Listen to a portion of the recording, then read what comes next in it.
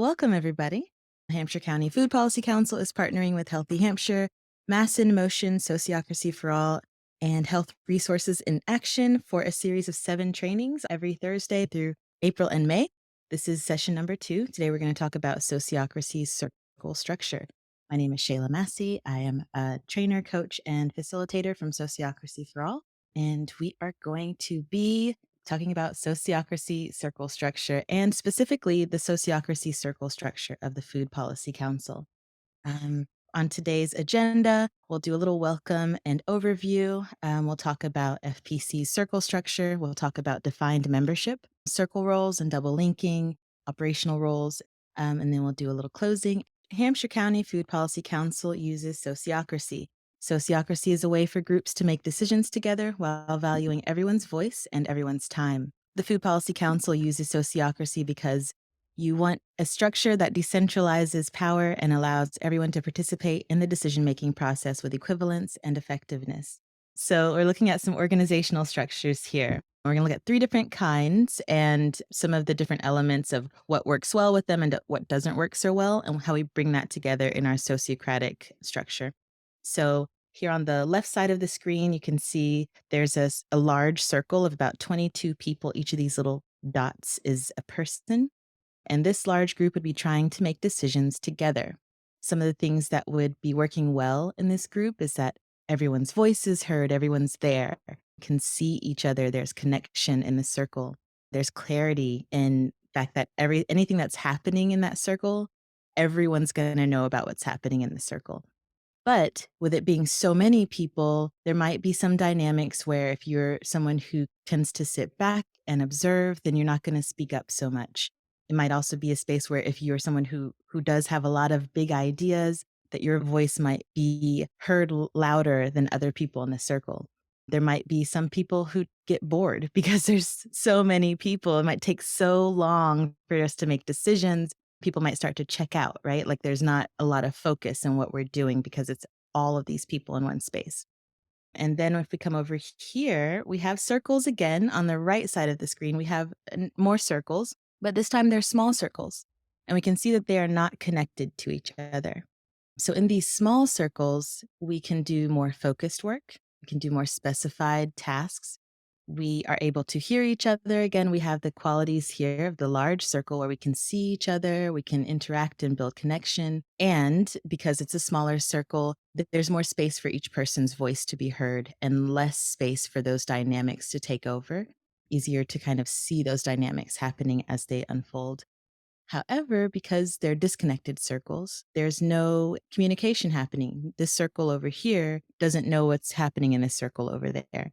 So, with the lack of information that's traveling between the circles, that might leave space for circles to be doing the same work or undoing each other's work, or just having silos of information where there's not like the knowledge that's being built here is not transferring over to this circle. So the organization is really disconnected because there's no links between them.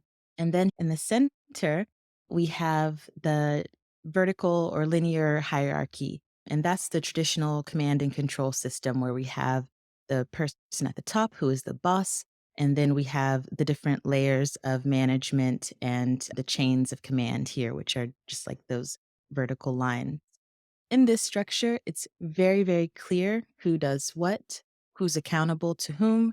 There's very clear if information is passed from this person to this person and here to here, the information can flow down these channels. Decisions can be made very, very quickly because usually it'll be this person up here makes a decision and everyone else just executes whatever has been decided upon. So in all of these structures, we see some good qualities and some things that could be improved upon.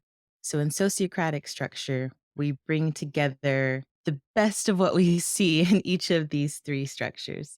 And so the way that we do that, and I'm going to drop us out of this so I can do some building here together. So keep in mind these different elements that we looked at here, and we'll come back to that in just a moment.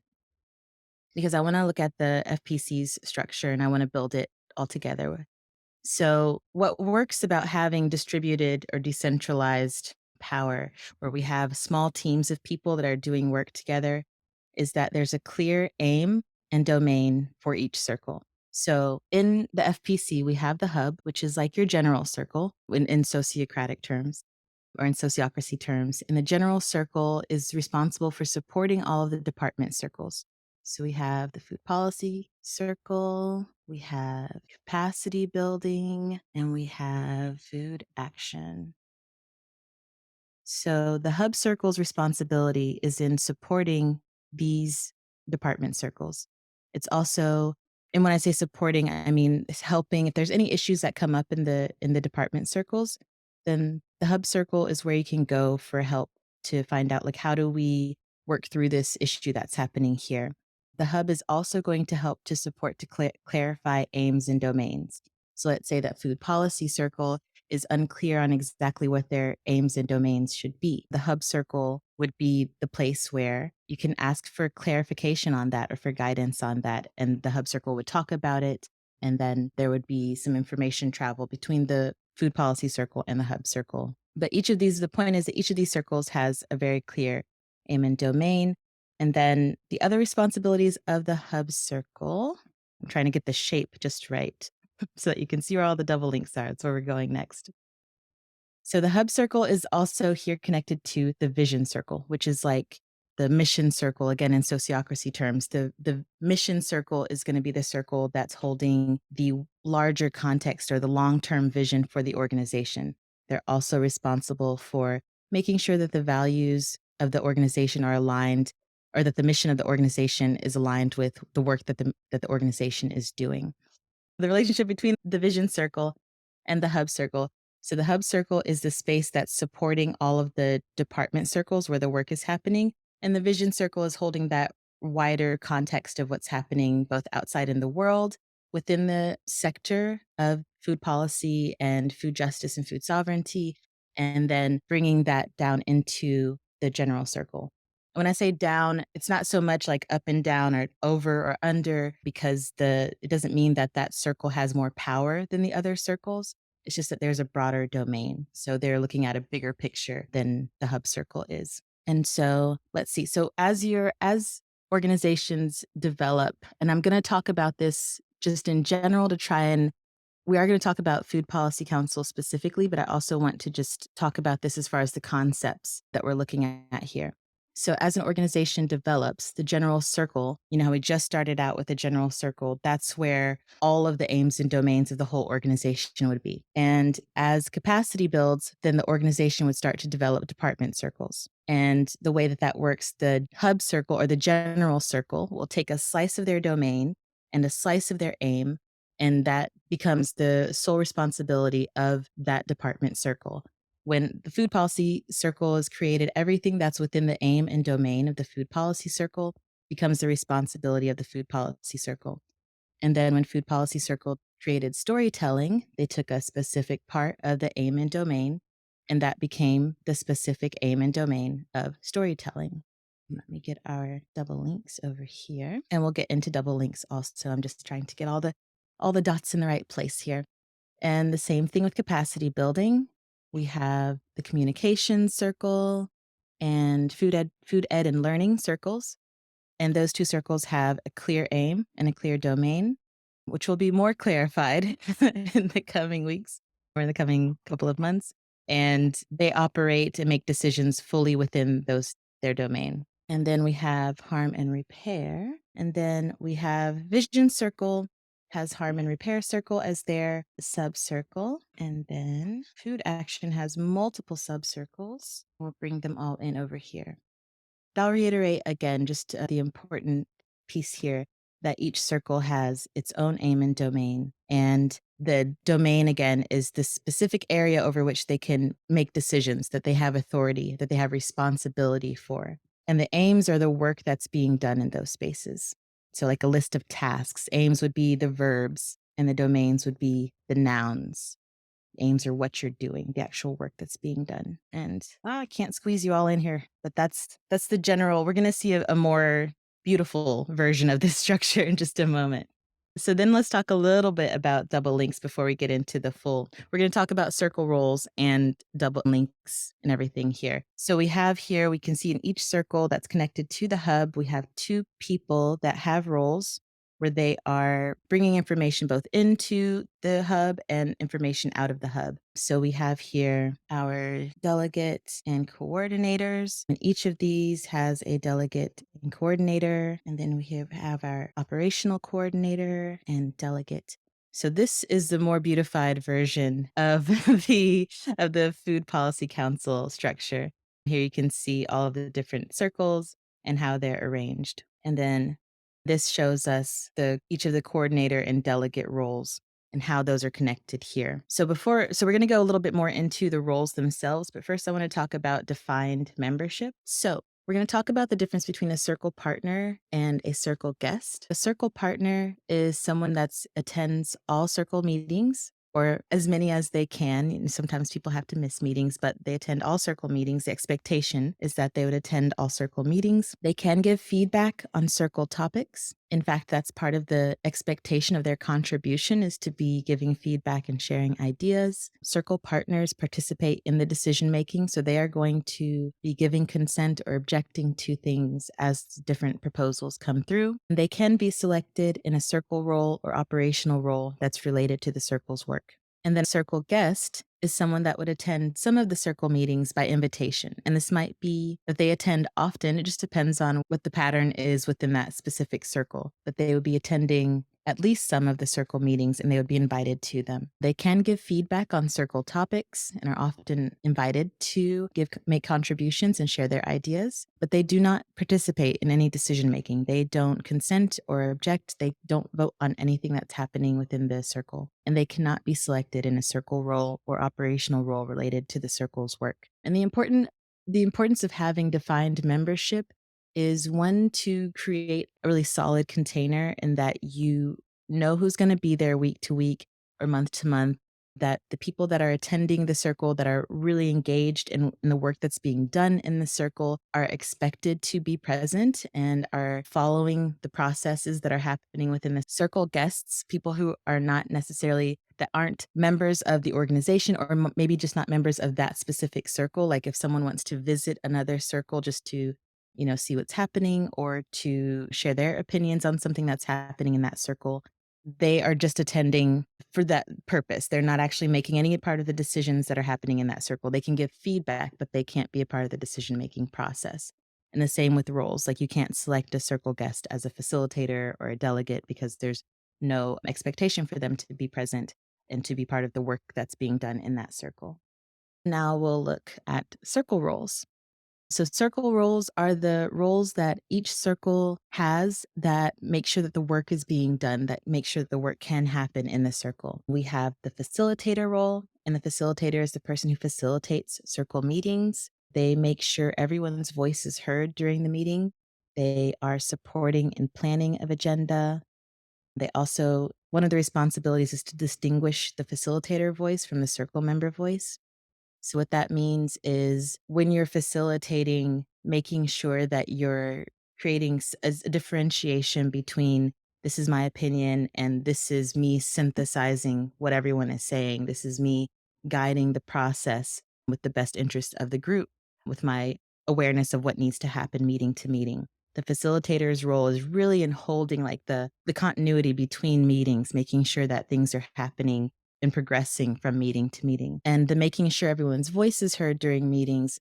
One of the unspoken, I guess less spoken about responsibilities of the facilitator in holding equivalence, which is the making sure everyone's voice is heard equally, is in being aware of different forms of bias that might be taking place within the circle, different power dynamics, making sure that if there are people that speak more or speak out of turn, making sure that you are upholding the rounds, upholding the integrity of the agreement that everyone has to share space, to listen as much as they are contributing. So that's another element of the facilitator role.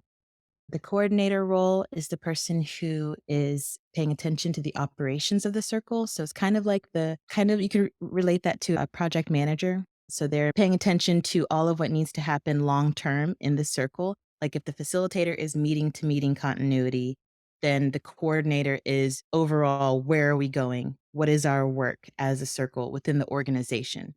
Paying attention to the circle members. So they're supporting the circle members if there are questions, when there are new members that come into the circle, they're the person that they can go to get clarity on things, to ask their questions.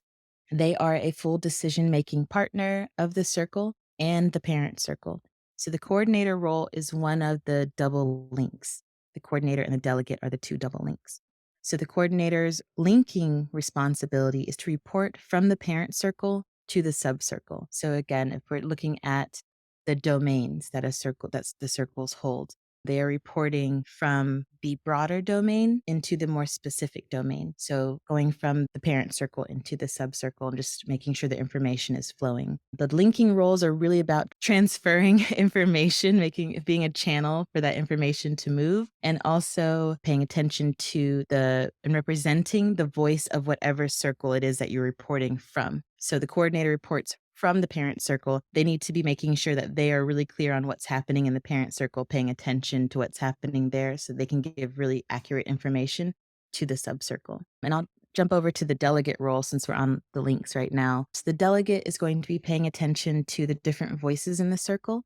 So the same thing, just like making sure that they're listening to what's happening so that they can accurately and in the best way represent that in the parent circle. The delegate is a member of both the circle and its parent circle, so the subcircle and its parent circle. They'd be full decision-making member of both of those circles. And the delegate is going to be reporting from the subcircle to the parent circle. And then the scribe role. The scribe is the note taker. They're going to make sure that meeting minutes are taken, approved. And when I say approved, that means like during admin or during the beginning part of the meeting, when the facilitator says, is there anything from last week's minutes or last meeting's minutes that needs any review? That's the approval process. And they're making sure that they're being stored. They're also going to keep track of all the documents of the circle. So the scribe is responsible for each circle's folder and making sure that everything that needs to be there is in there. And that if any updates need to be made to anything or anything needs to be cleaned up, that's also responsibility of the scribe. They also interpret the meeting minutes in case of disagreement.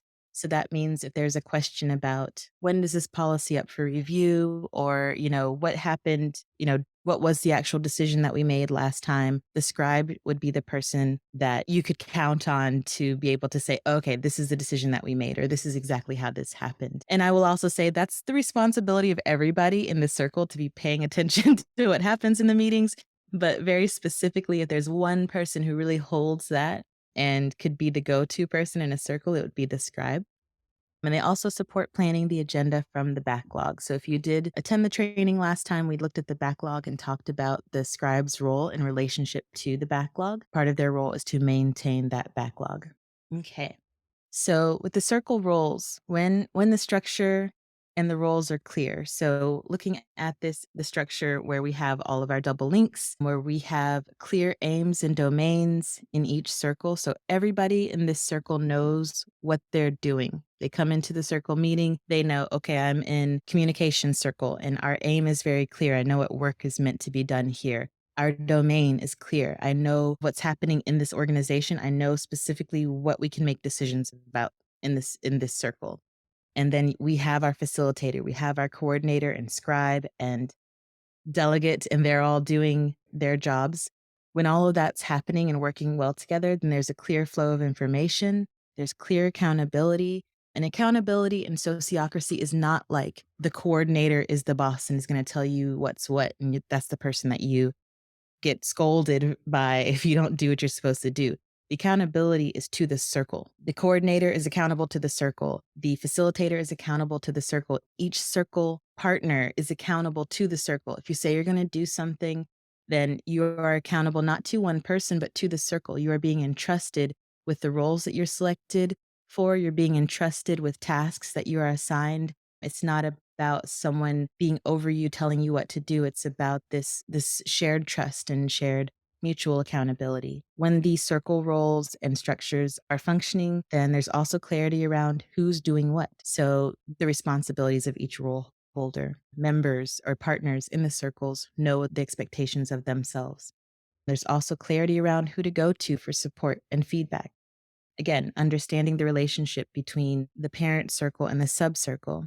Understand that the sub circle can lean on the parent circle, knowing that, well, lean on meaning if there's a need for support, if there's a need for clarifying something within the work that's happening in that circle. Knowing that the general circle is a space to go if there's any question about what is our aim? What is the work that we're supposed to be doing here? What is our function within this organization? The general circle is the place where those conversations should be happening. And also knowing who to go to for support and for feedback. So within a sociocratic structure, you can go to any other circle or anybody in the circle for feedback, but just understanding that giving feedback does not mean being a part of the decision making process or telling a circle what decision that they can make. It's just, this is what I see. This is the insight from our circle or from my role or whatever, going back to whatever to try and support in whatever you're trying to decide on or wherever you need some support in getting unstuck, if that's the case. Yeah. So I will actually see if there are any questions here. I Uh, have a question. yes. Ruth, go ahead. Hi. So I guess I have two questions, very different questions. So the first one, and you probably said this, and I'm just taking a lot in. So is the idea that the scribe is the same person in a group every time? It's sort of like they're keeping the information. So it would make sense to me that it would be the same person. But I sort of had the impression that a group decides who's going to facilitate the meeting this time, kind of thing. So can you just clarify if it Hmm. changes every time or if it should be the same person? Yeah, great question, Ruth. So typically, a circle would hold a selection process to select each of the roles. And when you select the role, you would set a term. So that could be 6 months or 1 year or 3 months, depending on the circumstances. But typically, for circle roles, it'd be between 6 months and a year for each role. And you don't want to have the same person holding that role all the time. The intention here is that if that anybody could step into the role at any point in time. Having the scribe maintaining the backlog, maintaining the documents, being on top of what's happening in the meeting minutes and knowing, where things are, that is something that as it's being maintained throughout every like meeting to meeting doesn't mean that someone else can't step in and be able to take on that role. There's definitely like a transition period between if someone selected scribe, maybe they'd have some questions for the previous scribe. How are you organizing this? Or, I don't know where this specific thing is. But the intention with the roles is to have different people be able to hold the roles. And that's part of the contribution to the circle when Okay. you're holding those roles. Okay. And then my other question, is there a recommended number of members that you would say you need before sociocracy can really work? Because it seems to me like you have a lot of circles and there must be a lot of people involved. And my organization is quite small. Mm. So I mean, we're not ready to take on something like this, but I'm trying to envision like at what point do you feel like, okay, we have a critical mass to have all these little different groups running Yes. successfully? So sociocracy can be practiced at any size. You can have circles, and I do work on circles where it's literally me and one other person. That's not Okay. ideal because then, of course, you don't have all of the links. But the structure itself can still function with smaller circles. And in small organizations and startups, that's very, very common to have very small circles, either 2 or 3 people. You might have organizations where there's, a general circle, a mission circle, maybe 1 or 2 department circles. There are operational roles that hold some of the things that would end up being circles once there are more and more people in the organization. So that those responsibilities are held. And we'll talk about operational roles next. But yeah, you can practice sociocracy at different scales. Great. Thank you. Yeah. So am I right in assuming that some of those circles meet, a couple times a year and some of those circles meet every month? Sort of as When with work for circles that are doing the day-to-day work, you're meeting weekly or monthly, maybe every 2 weeks. If there's an organization where, you're sociocratic, but it's the circle is the board, like the mission circle is sometimes called the board of trustees or the board of directors, they might meet less frequently, like, once a month or either even less frequently than that. Or if it's a stakeholder circle, they might be meeting less frequently. It really just depends. Depends on the needs. Operational roles. What is an operational role? It's a role that has clearly defined tasks and responsibilities with the authority to make decisions within the domain of the role. I'll use a really simple example. Let's say that we have plants in the office and we need somebody to water the plants. And every time we meet, we talk about the plants. And at every single meeting, we have to decide who's going to water the plants and how much they're going to water them and when that needs to happen. So we might decide, okay, instead of having to talk about this at every meeting, we are just going to create a role of plant waterer, and that person is going to have the aim of watering the plants. That's their task. So they get to decide how much they're going to water the plants and how often, and all of those things are just held within their role. They don't have to ask anybody anything, like as far as getting consent to do their role. They don't have to get consent to make decisions. They don't have to get consent from everybody else in the circle to make decisions within the domain of their role. So they can just water the plants whenever they need to. And unlike circle roles, operational roles can be different in different circles. So different circles might have, like how, in the circle roles, we have facilitator, scribe, delegate, coordinator. But operational roles might be different in different circles. Community liaison, operational coordinator, access coordinator, different operational roles, different tasks assigned to that role, different responsibilities that they have. And they have the domain to do their work and make decisions about their work without having to consult the circle that holds their role. Operational role holders can also have circle roles at the same time. So that's what's in the illustration here on the right side of the screen. The illustration here shows how, okay, so the purple hat is the operational role 1. We have the coordinator, the scribe, and operational role 2. And then over here is our circle of working members. And you can see that this person here has 2 operational roles and 2 circle roles. So they are the scribe. They have operational role 1. That's also a role that's held by this person over here. So they have shared roles, or they might both have the same role. And then we have coordinator. And then I did this because also in Food Policy Council, you have the supported roles where you have co-coordinators or co-scribes. So in this scenario, this person is a co-coordinator along with this person. And then we have the operational role 2, and they both have roles along with this other hat that they're wearing. So people are wearing multiple hats and able to hold both operational and circle roles at the same time. And while you can hold multiple roles at the same time, it's good to be mindful of what types of roles you're holding together. The facilitator might not want to also be the scribe because it'd be challenging to be able to facilitate the meeting and take all of the notes and monitor all of those things at the same time. So those kinds of considerations. And let's see, operational roles are decided on by the circle that holds the role, or they can be appointed by a parent organization or governing body that handles staffing and hiring decisions. So it might be that the circle itself decides, okay, we don't want to keep making policy decisions being deciding who's going to do a certain thing, or operational decisions. Don't want to keep making operational decisions over and over again. So let's just turn that into a role that will hold that responsibility. So a circle can decide that for themselves, that we need someone to hold this role, or a parent organization might hire someone for a specific role that is an operational role within the organization. So that would be like with FPC, where Healthy Hampshire is the parent organization. And there are some roles that are operational roles that are actual staffing decisions, hiring decisions that were made by the parent organization that translate into operational roles that are held within different circles. All right, so we're going to take a look at role descriptions. And this is really just to, again, to look at clarity and how the information helps to create clarity for the circle partners.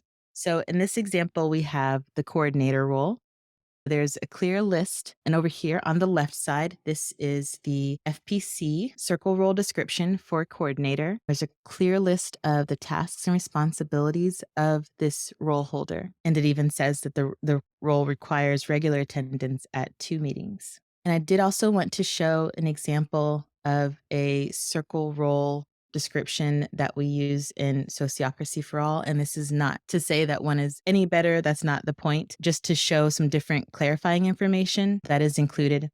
So, in this information is a part of the selection process when you set the term, and have the review date, and all of that information is a part of the selection process.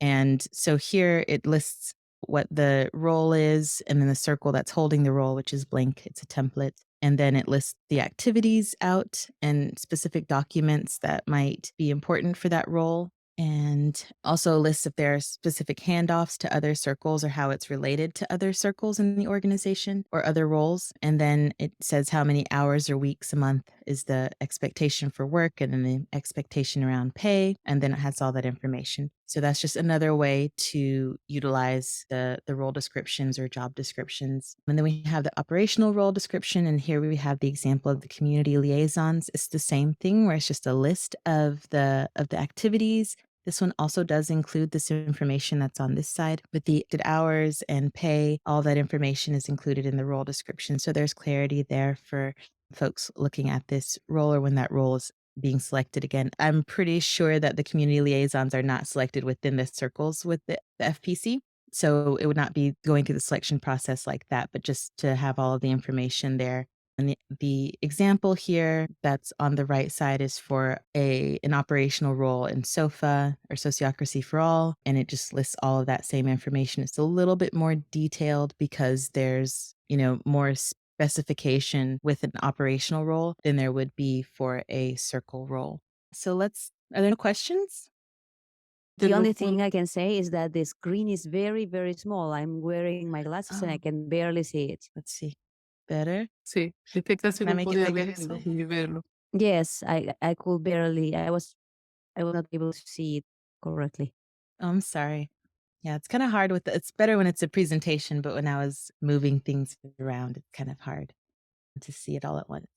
So, let's look a little bit more at the double linking and what those roles, what the function of the double linking roles are. We can look specifically again at Food Policy Council, and for people that are watching the recording, this might change. The roles, the holders themselves might change because selection processes come. But just looking at what the relationship is between the coordinators and delegates and each of the circles that they are related to and why we have those roles. So when we're looking at the hub and remembering again, the hub is the space where information is going to be moving through from all the different department circles. So the hub is where it's going to find out what work. So food policy circle will find out what capacity building is doing and what food action is doing. That's what happens during the report section. Each of these, this is where we're going bottom up. The delegates would be reporting in the hub about what's happening in each of their subcircles. And then the hub will be handling issues that are impacting the entire organization, whereas a more specified domain circle, like food ed and learning, that's a subcircle of capacity building. They're going to have a domain and be handling issues that are very specific to food education and learning within the context of Food Policy Council as defined by their domain and the aims that they have. And I know that domain and aims are things that I was going to use the examples from Food Policy Council, but I know that they're kind of in a space of transformation.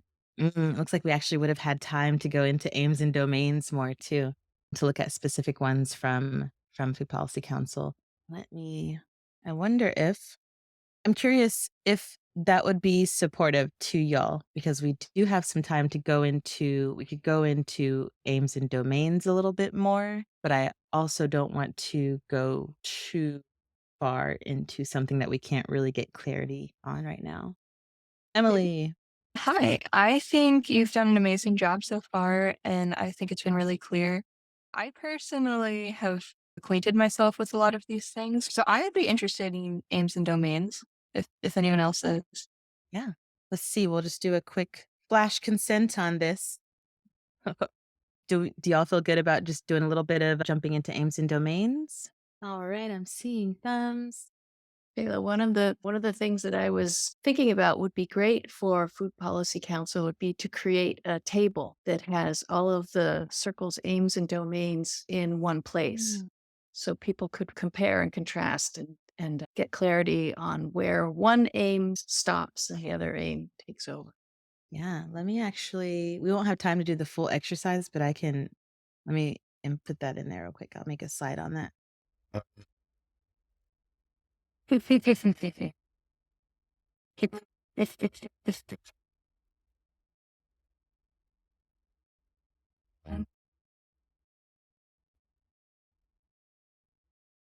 So I'm adding a slide to the 2-hour slideshow on aims and domains so we can play with this a little bit.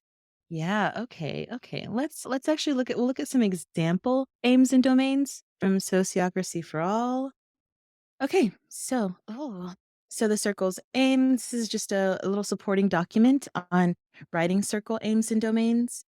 And not to put you on the spot, Dem, do you want to present this? I can do something very quick and then hand it back to you. So, as you said in your slide, the circle aim is what the circle does, and the domain are the responsibilities that a circle has. Is that how you would say it? Or there's another way of saying it. Authority over The which they can. authority. Yes. And so the circle's aim is a description of what the circle does. It's really specific actions. So something that you had said was you can think of the aim as a verb. So creating, supporting, building, connecting, all those words that end in ing, the action verbs. And you can think of domains as nouns, the products. And Fort River Garden has a really nice aim and domain. They talk about sustaining the Fort River community, ensuring the garden circle is maintained, providing support, creating a culture of learning. You can see all those verbs, those ing action verbs. And then the domain is design, sign up sheets, garden management, community partnership development. It gives a little bit of clarity. That's my sense of a helpful distinction. Mhm. Sure. Yeah, these are lovely aims and domains. And yeah, I actually prefer to use this example as opposed to using Sociocracy for All's example because I feel like this is more relevant and applicable to your organization. So I wonder if at this point, do we have any questions about aim and domain? I'll give you a moment I'm going to hop back over to the slide. I was wondering, Shayla, how clear people are on their circle aim and domains. Like, could people, in a nutshell, say what their circle is tasked to do? And that'd be interesting. Mm, yeah, let's see. I'm not sure what circles we have in common here. If someone wants to suggest a circle, we can do this and just take a look to see what the aims and domains are in your circle. Oh, now everything's so big. Hold on. Okay.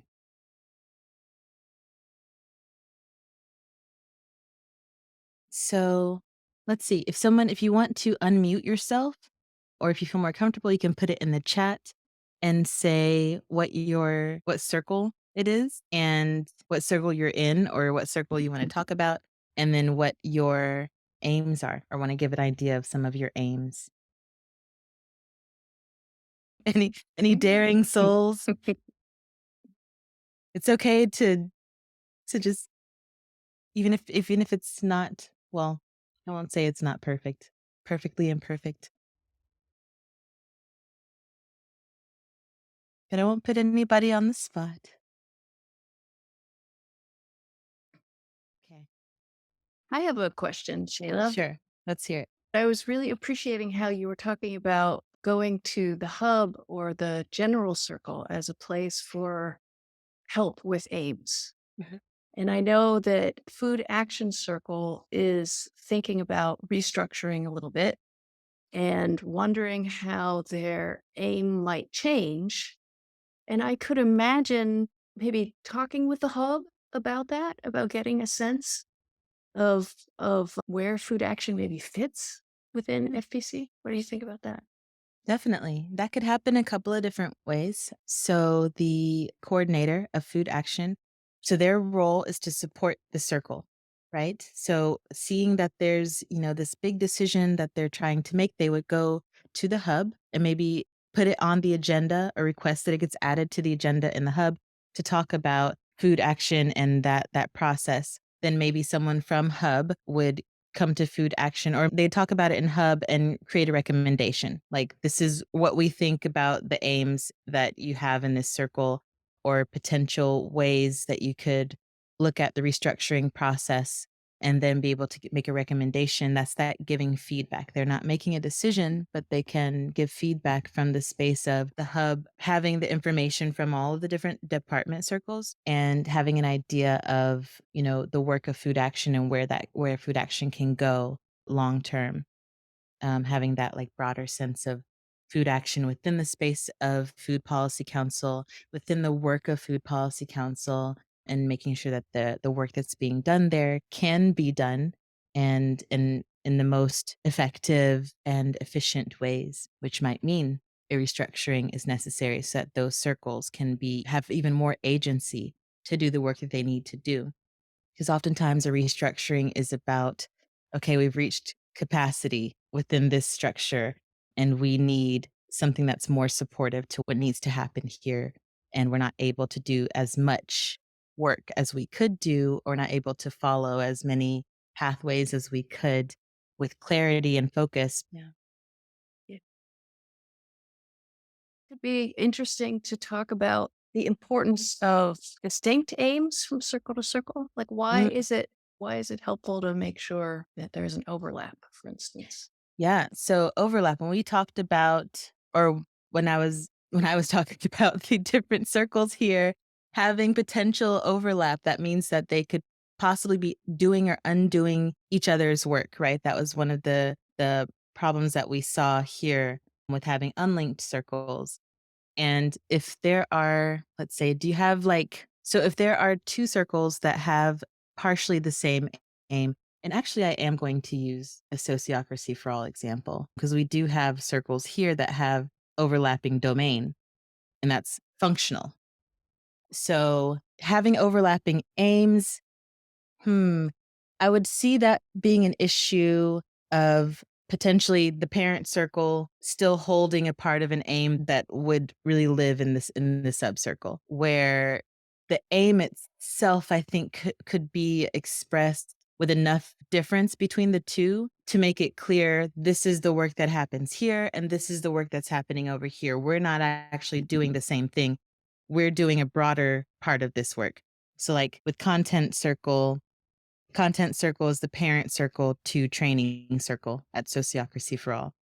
And there's a lot of similarity in the aims because of that, spreading sociocracy, creating accessible educational, inspirational materials, training circles, like the sub circle is going to have a more specified or specific aim, which is just a part of the larger aim. So in that way, they're similar, but there's still a difference between the two. But when we look at the domain, and again, the domain being like specific products or, specific areas. So product being like the internal sofa glossary is a product. The localization internationalization strategy is just a general area of authority. The Creative Commons license is an actual product. The customer journey is actually a product. Branding and voice is something a little bit more just this is an area. But then when we look down here in training circle, they also have the domain of the internal sofa glossary, the same as the content circle. So what that means is that these two circles need to be communicating with each other, right? When we look at I'll use this example, how we have this line handoffs to other circles, this line on the right side, I'm looking at on the right side of the screen in the articles role holder, we have this distinction of handoffs to other circles. That is where it would be clarified and communicated and defined that there is a connection between these two circles, and that, whenever there's something that's happening, any proposed changes to anything regarding the internal sofa glossary, that needs to be communicated clearly with training circle and content circle. They have to both consent to any major changes that happen to that document that's held in both of their domains. We have a similar situation with our web content publishing and website circle and IT circle, right? Because they have different areas that they're working on that are all the same domain, but they hold very specific parts of the aim, how they interact with that domain. So I'll give another example. So let's say that we are working in a bakery together, and there is a circle that is responsible for the front of house, and the front of house being the front of the restaurant, like the public facing areas, the cash register, the display case, the tables, all the areas that are public facing in the restaurant. And then we have back of house, which is going to be where all the baking happenings and all the preparations happening. And so there's the display case and the people that work in the back, that the actual baker brings out the desserts and what other bakery items and puts them into the display case. And then the people in the front of house are the ones who actually take things out of the display case and sell them to people. But there's a lack of clarity because there's food that sits, once the food goes bad, that's been in the display case, no one takes it out because the people in the front of house think that it's the responsibility of the bakers who've actually put the food there to take that out.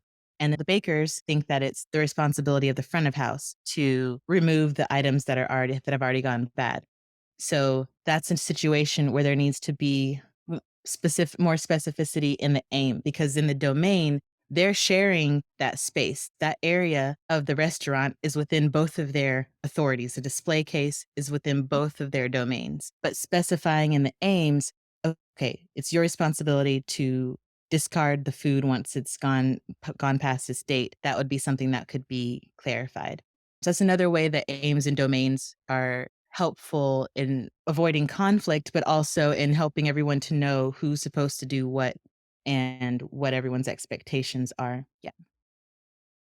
So let's see, when forming helping circle versus a subcircle. Ooh, can you ask this question, Dem? That sounds fun. Yeah, yeah. When would a circle form a helping circle versus, or when would they form a subcircle? What instances might show up for that? Yeah, good question. So helping circles are formed for big projects or work that needs to be done that is going to end, something that has a specific beginning and ending. It's not going to be something that lasts forever. A subcircle would be formed to do more day-to-day work that needs to be done, but in a separate space. The different instances, so a circle that is realizing they need a subcircle, that would be, okay, we have so many agenda items, we can't get through our backlog because we have so much stuff that needs to be done. And there are people in the circle who can go through an entire meeting and have nothing that's relevant to their role or what they're doing, the work that's being done, because there are specific items that are related to them that are not, that's also part of that circle's aim and domain that can be separated. And at the same time, there are enough people to create another circle, or that work can be operationalized. But we're not talking about operationalizing a role. We are talking about creating a subcircle. So you might create a subcircle and say, okay, this is now your aim and domain. This is what you do here. You have this responsibility. Versus a helping circle, which would be, we need to plan this event. It's going to take a certain amount of time. The event is going to happen and then it's going to be over. And it's going to be maybe just members of this circle or maybe members of this circle and another circle. But we just want to create a space to have that work done. And then once that work is done, everything is complete and that circle doesn't have to exist anymore. And when a circle decides to create a helping circle, that's a proposal that would go through, they would have a proposal in the circle and they would specify maybe members that would be a part of that helping circle. They would specify if there's a specific budget for the project or a specific timeline for the project, and the aim and domain of that helping circle would be defined. A helping circle still has an aim and domain, just the same as a subcircle would. But the formation of a subcircle would be the parent circle would select a coordinator that would go into that circle, and then they would set the aim and domain, but everything else would be decided upon by the members, whoever decides to be in that circle, whoever those circle members are. That was a good question. Any other questions? We are now getting down to the last little bit. Dem, are you about to say something else? Only if we don't have other questions. Any other question? All right, looks like it's back to you, Dem. Well, I was wondering, how does the aim relate to decision making by consent? Good question. So when you are consenting to something, so when you're going through the consent round, and I will go through that a little bit. So let's say you're going through the consent process. We have a proposal on the table. We've asked our clarifying questions. We've given our reactions, and now it's time for us to do the consent round. let's say that someone objects to the consent. So you're consenting to the proposal if you feel like it's a full yes, or if you feel like, yes, this is within my range of tolerance. It's good enough for now, safe enough to try. But you would object if you feel that there is some part of the proposal that is in direct conflict with the aim. So when you're working together in a circle, this is part of why it's also really, really good to review aims and domains regularly in your circles, especially if you're about to make a decision about something, just to refresh yourself on what are we actually doing here together? Because you're always wanting to be steering towards your aim. These different tools are helping us to guide us towards a very specific aim that we're all working towards together. If the decision is something that you feel is not going to help the circle to do its work, then that would be in direct conflict with the aim. So I'm going to use another example here. Let's say that we are all trying to go to dinner together and I have a gluten allergy. So the first person suggests, let's say that I want sushi. That's what I really want to eat. So that's going to be my like 100% yes. But tacos are within my range of tolerance. Tacos would be okay. I would still consent to tacos. But if someone suggested a pizza restaurant that does not have gluten-free crust, then I would have to object, because if our aim is for everybody to be able to eat dinner together, I'm not going to be able to eat, right? Or someone, if even if it's not just me, if there's someone that has a gluten allergy, then they're not going to be able to eat if we are eating at a place that does not have gluten-free options. So that is directly in conflict with our aim. And of course, it's a very, very basic example, but that's kind of encompasses the idea of objecting because of a conflict with the aim. And that's another reason why we welcome objections, because we don't want to do things that aren't going to help us to reach our goals and make sure that we're doing the work that we're coming together to do. Not even that we're supposed to do, but that we want to be doing together. So we want to be making decisions that are going to best help us to be able to do that. And anchoring to our aims can be very, very supportive in helping us to be clear and focused on what we're doing together. All right, so we are at the 5-minute mark. I'm going to grab a little feedback form. We appreciate your feedback so that we can continue to improve the trainings, make sure that we're answering the questions that you'd like. So next Thursday, the training is going to be on Health Equity 101. And then May 4th is Understanding Policy, Systems, and Environmental Changes. May 11th will be Facilitation Skills Training, and those will be with Health Resources in Action. And then on May 18th, we'll be back from Sociocracy for All with Generating Proposals with Sociocracy. So doing some training on the proposal generation process and how to turn ideas into plans. And then on May 25th, we'll be doing a training on sociocracy in the context of social justice, where we will look at how the structure of sociocracy actually supports us in creating a more just society in how we relate to each other and to our work, and how we can utilize these structures for inclusive and equitable practices.